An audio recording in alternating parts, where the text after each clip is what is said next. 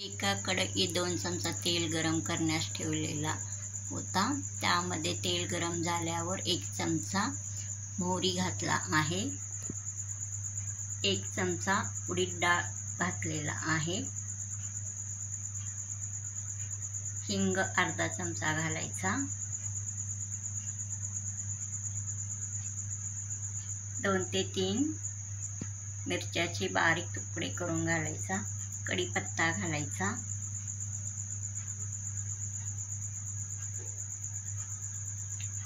एक कांदा उभा कापलेला तो घालायचा, असा मिक्स करून घ्यायचा।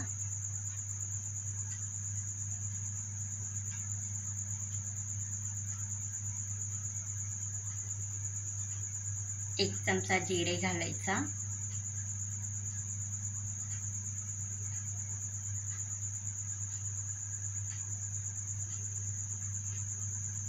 हे अद्रकचे थोडेसे जाडसर असे काप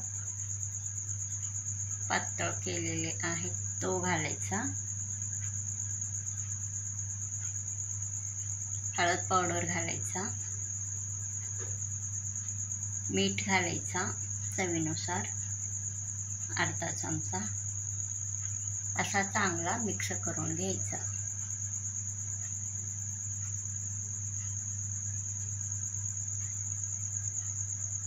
थोडंसं साखर घालायचा, मिक्स करायचा।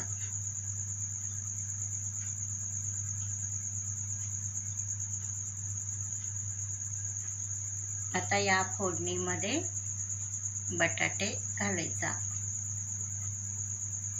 असा जाडसर हाताने बारीक करून घेतलेला आहे, जाड जाड असा तो घालायचा। रवा डोसा बरोबर ही भाजी एकदम चांगली लागते। आता वरून थोडासा कोथिंबीर घालायचा।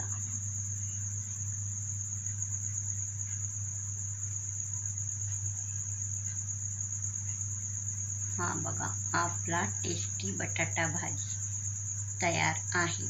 बटाटा भाजी आता मिक्सरच्या भांड्यामध्ये 1 वाटी ओला नारळ असा कापून घेतलेला आहे, अर्धी वाटी डाळी घालायचा,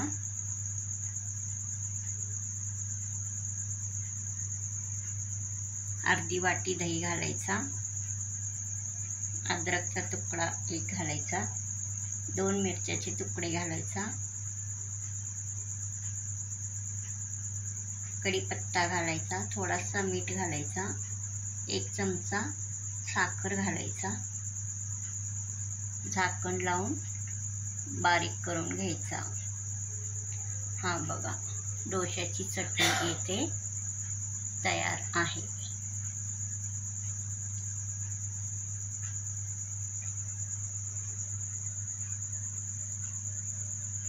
एका बाउलमध्ये मी ही चटणी काढून घेतला आहे।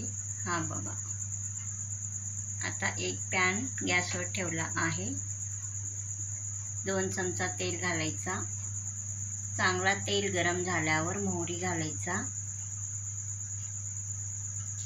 अद्रक लसूण पेस्ट घालायचा, उडीद डाळ 1 चमचा घालायचा,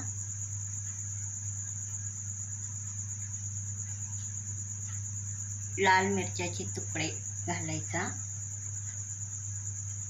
2 कढीपत्ता घालायचा, मग ही फोडणी या चटणीवर ओतायचा। हा बघा,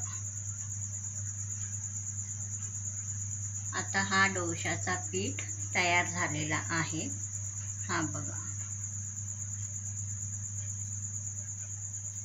चांगला भिजलेला आहे।